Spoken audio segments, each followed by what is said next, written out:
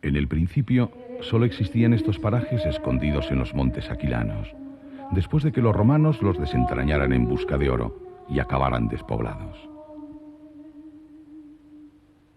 Aquí comenzaron a llegar, conducidos por la corriente eremítica de los primeros años del cristianismo, gentes con vocación de anacoretas, que descalzos los pies se internaban en los bosques buscando refugio en lugares impenetrables y agrestes, habitando las cuevas y en los salientes de las peñas, triplicando los ayunos y multiplicando las vigilias y los rezos.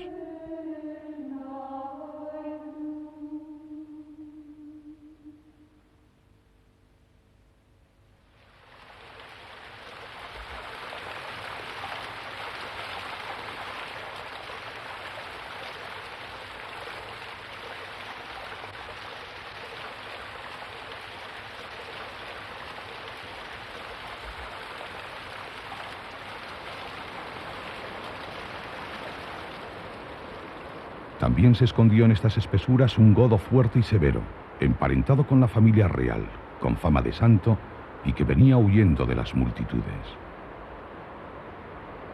San Fructuoso buscó también por testigos de sus penitencias los lugares más inhóspitos de los despoblados bercianos, donde ninguna mirada humana, y solo las divinas, pudieran contemplarle.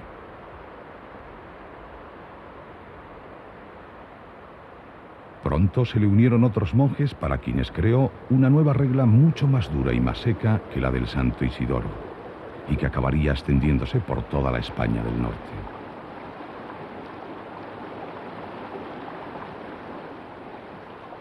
Fructuoso fundó en el año 646 el monasterio de Compludo, y más tarde el de San Pedro de Montes, en el cerro de la Guiana, donde nace el río Oza y se extiende el valle de Valdueza. Fueron los tiempos dorados de la nueva Tebaida berciana. Este florecimiento monacal quedó roto en los primeros años de la séptima centuria con la invasión musulmana.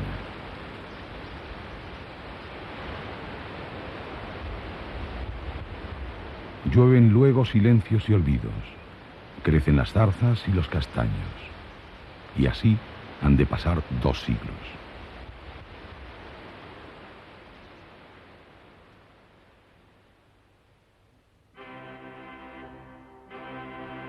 Con el siglo X, León conoció su primer esplendor.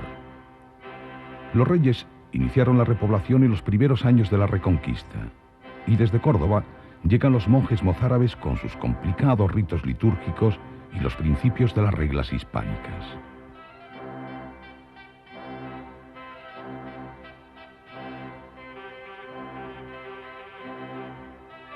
Los monjes andaluces nos dejan entonces lo más hermoso de su arquitectura en las iglesias de San Miguel de Escalada y de Peñalba de Santiago.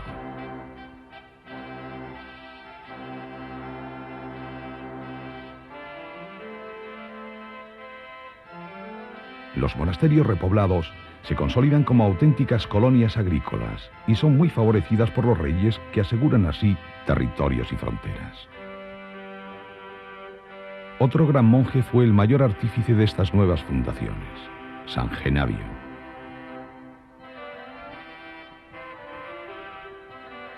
obispo de Astorga y uno de los espíritus más dinámicos que trabajan muy próximos a Alfonso III, Genadio reconstruye la obra de San Fructuoso y devuelve su antiguo esplendor a San Pedro de Montes.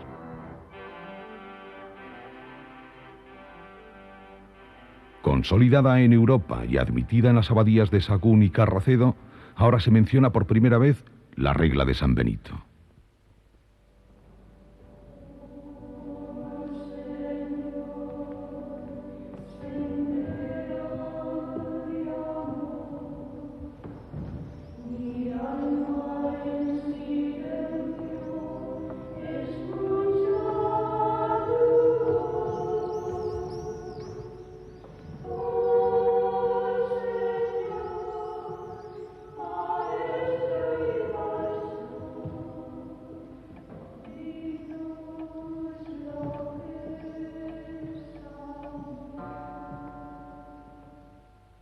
Regla de San Benito.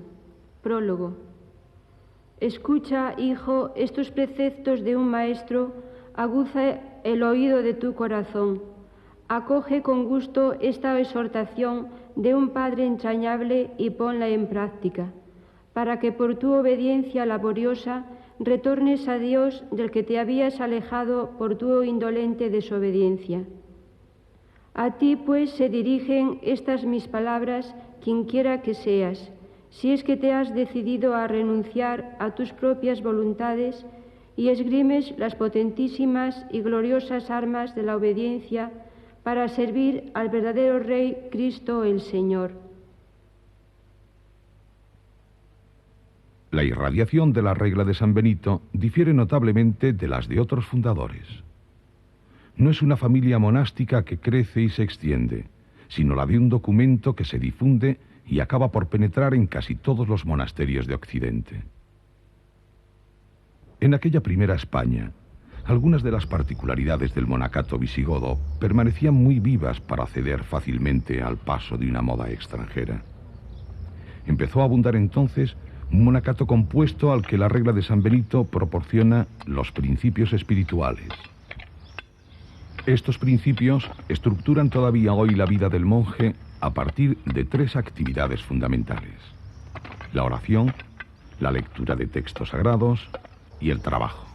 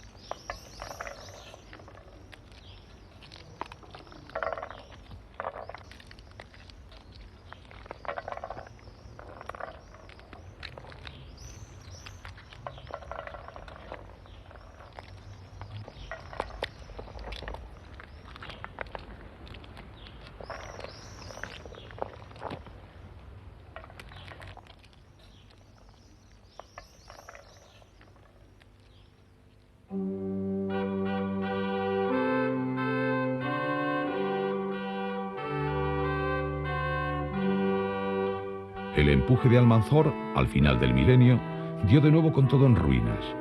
Pero reconstruida, León pasó a ser, en los siglos siguientes, la capital de todos los reinos cristianos y a integrar la vida económica, social y política del reino asturleonés.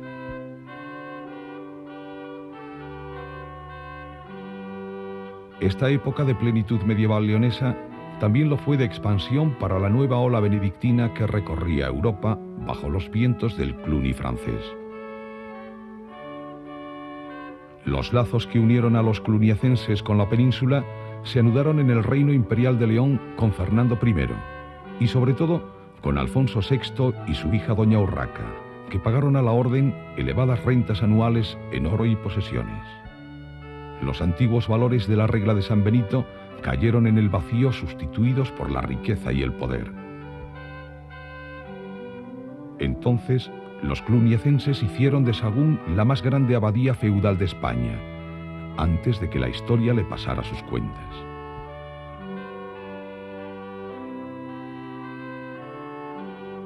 Pero Alfonso VII no ve con buenos ojos el poder de Cluny y comienza a favorecer una nueva reforma que llega otra vez desde Francia, el Cister.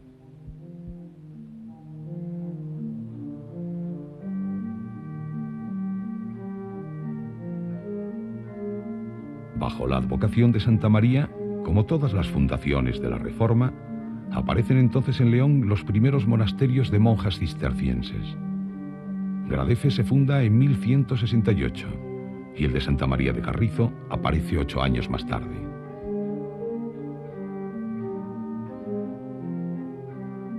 Otras 2 fundaciones han desaparecido en Villabuena y Otero de las Dueñas. En el Bierzo, a donde no llegó el empuje cluniacense, pervive en Carracedo la regla de San Benito, hasta que acepta en el año 1200 la reforma del Cister.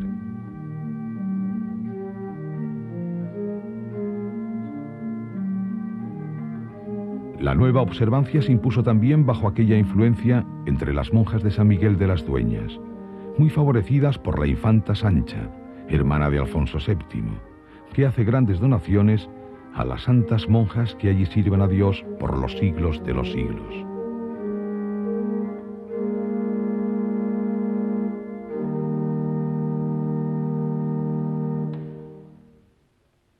Otras mujeres de la nobleza estuvieron ligadas al nacimiento de los monasterios de monjas cistercienses. Doña Teresa Petri cedió el realengo de Gradefes, otorgado por Alfonso VII, para fundar el monasterio del que ella misma sería abadesa. María Núñez fue fundadora de Otero de las Dueñas, y la reina Teresa, mujer de Alfonso IX, dio las tierras para el de Villabuena. Allí pasaron muchos de sus días. Doña Estefanía Ramírez y su marido Ponce de Minerva fundaron Sandoval, y al quedar viuda, Estefanía manda construir el de Carrizo, donde se retira siendo abadesa su hija María. La orden cisterciense se había ganado las preferencias de nobles y de reyes que desvían sus donaciones a los monasterios de la Reforma. Pero el interés de estas mujeres va más allá de un simple ejercicio de poder o del afán de asegurar su viudedad entre la soledad de otras mujeres. Sus propósitos obedecen sin duda a otra preocupación muy extendida en esta época y condicionada por el temor a las penas eternas, pregonadas insistentemente desde los púlpitos, o a la creencia de que el alma está mucho más segura entre los muros sagrados de un monasterio.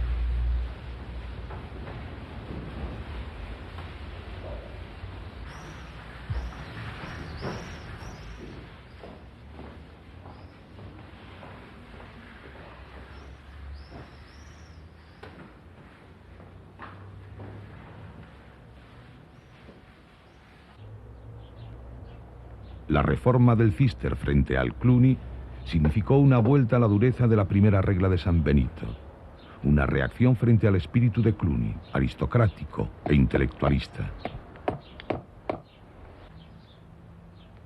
Aislamiento, soledad absoluta, silencio, pobreza en el vestido y en la comida, Renuncia a toda donación de tierras que los mismos monjes no pudieran cultivar y de toda actividad exterior.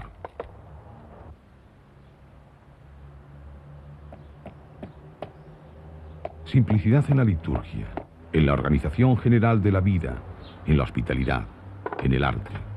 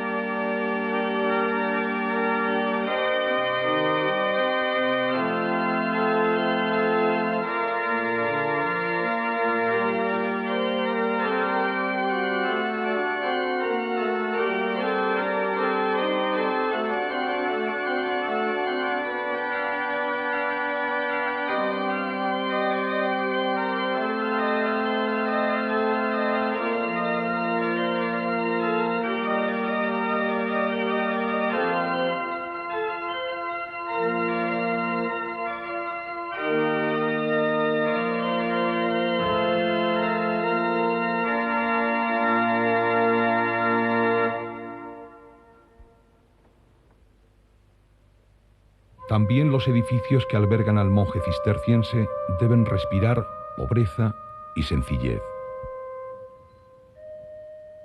Ni mosaicos, ni adornos hechos en varios colores, ni vitrales espléndidos, ni muros decorados, ni esculturas, ni profusión de luces.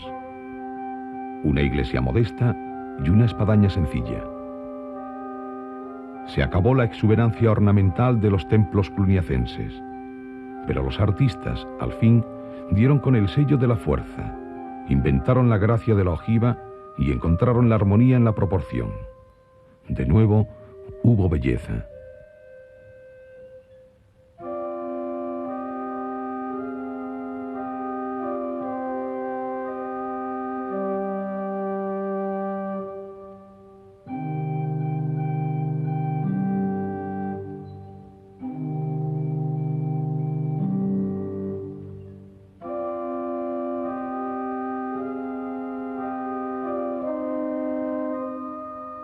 La misma organización de la nueva sociedad monástica era ya una reacción contra el régimen de Cluny. Ellos habían creado una centralización completamente extraña a la regla y perjudicial además para el espíritu de familia tan propio del talante benedictino. Los cistercienses rechazan el centralismo absoluto y conservan la autonomía de los monasterios y las atribuciones de la autoridad abacial. Tal era el espíritu legislativo de la Carta de Caridad.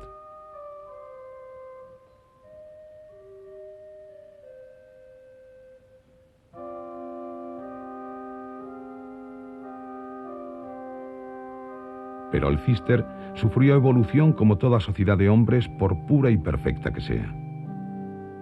La fiebre de las posesiones era ya un hecho en el siglo XIII, y los monasterios acabaron por ser grandes y prósperos. Donaciones y privilegios reales aumentaron sus territorios sobre los que ejercían jurisdicción civil y criminal. El cister ocupa en los siglos siguientes una situación preponderante en el seno de la Iglesia y se integra de lleno en la vida social, religiosa e intelectual de Europa. Como ocurrió con Cluny, el resquebrajamiento de la disciplina monástica es ya un hecho.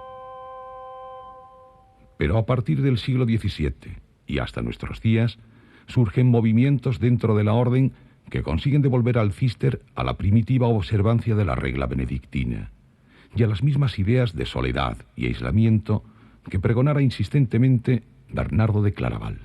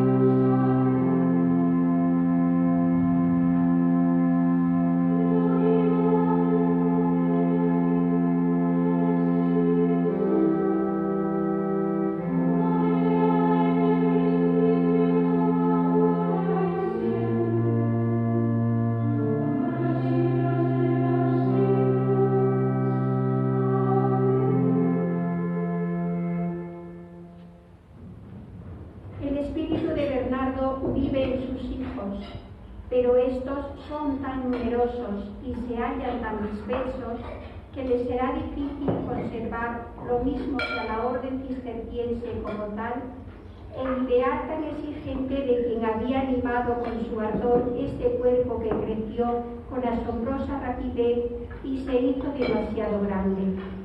La orden cisterciense continúa desarrollándose y se extiende a otros países. Pero desde los últimos meses del año en que muere Bernardo, tanto en su monasterio como en el capítulo general de la orden, se vulnera gravemente el principio de una economía garantizada principalmente por el trabajo de los monjes y el programa de pobreza tan celosamente defendido por San Bernardo.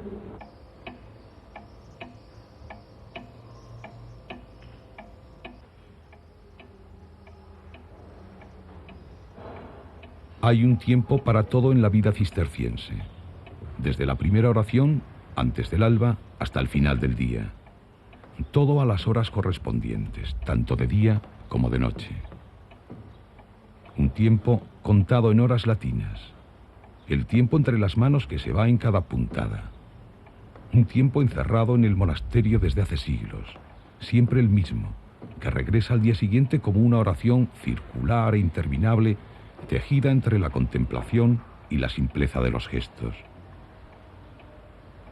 Todos los días con las mismas horas, que es como se atrapa el alma.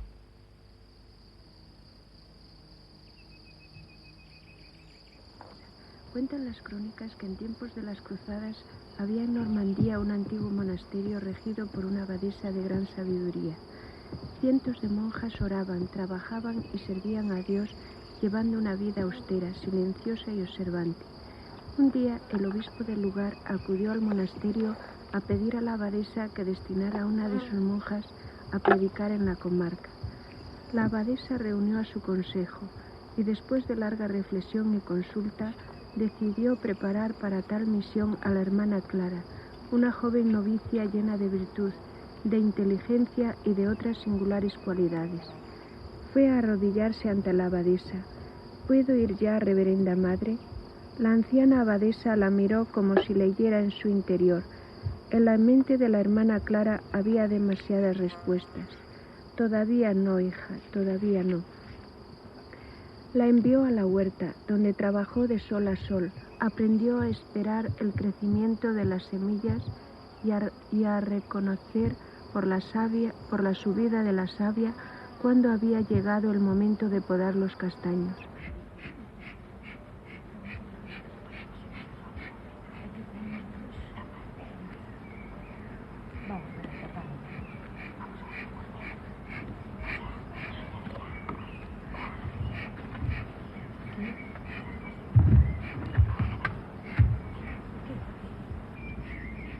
se vea bien aquí.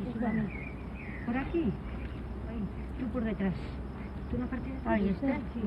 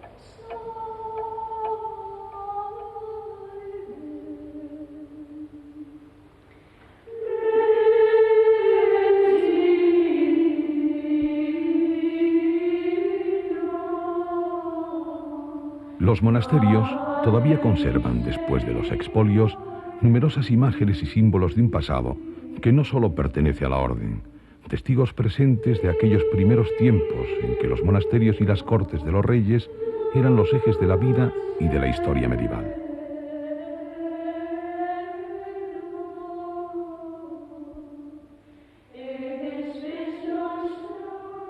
En torno a ellos se ha ido tejiendo una vida sencilla y austera que arrancó en Santa María de Carrizo hace más de 800 años y que después de las reformas ha vuelto a sus orígenes, cuando los muros de los monasterios eran los huesos de una vida encerrada que intenta acercarse al infinito por el camino marcado en la regla, observada estrictamente y escrita para procurarle al monje la presencia de Dios en todo cuanto hace y le rodea.